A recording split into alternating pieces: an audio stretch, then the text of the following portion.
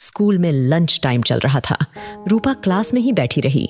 रूपा नहीं गई तो नीलम भी नहीं गई। रूपा थकी थकी सी थी। उसका मुंह लाल हो गया था। उसकी हालत देखकर नीलम ने उसे छुआ तो वो बुखार से तप रही थी। चंद्र जैसे ही अपना टिफिन खत्म करके क्लास में घुसा, उसे नीलम की आवाज सुनी। अरे रूपा, तुम्हें तो बहुत तेज बुखार है। वो टिफिन वहां रखकर दौड़ा और स्कूल की झाड़ियों की ओर भागा। वहां लगे सिनकोना के पेड़ की सूखी छाल उतारी और मास्टर जी के लिए जहां चाय बनती थी उस केतली में उस छाल को डाला और चूल्हे पर रख दिया।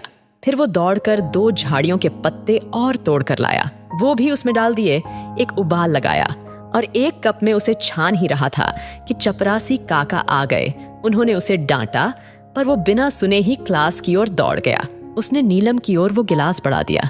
इसे पिला दो, आराम आ जाएगा, चंद्र ने नीलम से कहा। इस बंदर की बात मत सुनो, पता नहीं क्या उल्टा सीधा लेके आया है, रूपा ने मरी आवाज में कहा। मैंने कहा ना पिला दो, चंद्र जोर से बोला और अपना बस्ता लेकर क्लास से भाग गया। उसके जाने के बाद नीलम ने जिद करके उसे पिला दिया।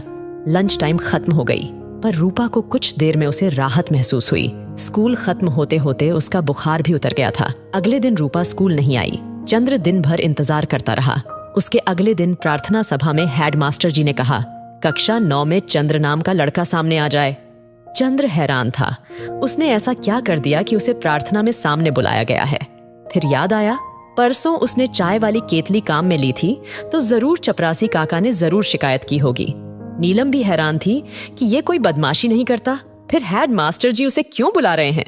चंद्र गर्दन झुकाए अपराधी की तरह सामने आकर खड़ा हो गया। आज इस लड़के को शाबाशी देना चाहता हूँ। परसों सेठ रूपचंद जी की बेटी रूपा को बुखार हो गया था। इसने कुछ जड़ी बूटी का काढ़ा बनाकर पिलाया जिससे उसकी तबीयत में बहुत सुधार हुआ। आज पता चला रूपा को मलेरिया हुआ था और इसके काढ़े के कारण उसे बहुत आराम मिला। डॉक्टर साहब और सेठ रूपचंद जी ने इस बच्चे को शाबाशी भेजी है। बहुत बढ़िया चंद्र, वैसे तुमने उसे क्या काढ़ा दिया था?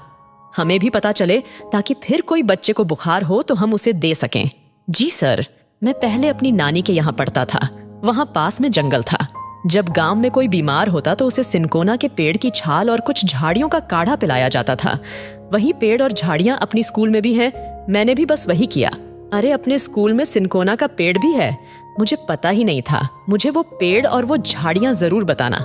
बच्चों, चंद्र ने जो काम किया उसके लिए सब लोग मिलकर तालियां बजाएंगे। हेडमास्टर जी के कहने पर सब बच्चों ने जोर से तालियां बजाई, पर सबसे तेज तालियां नीलम बजा रही थी।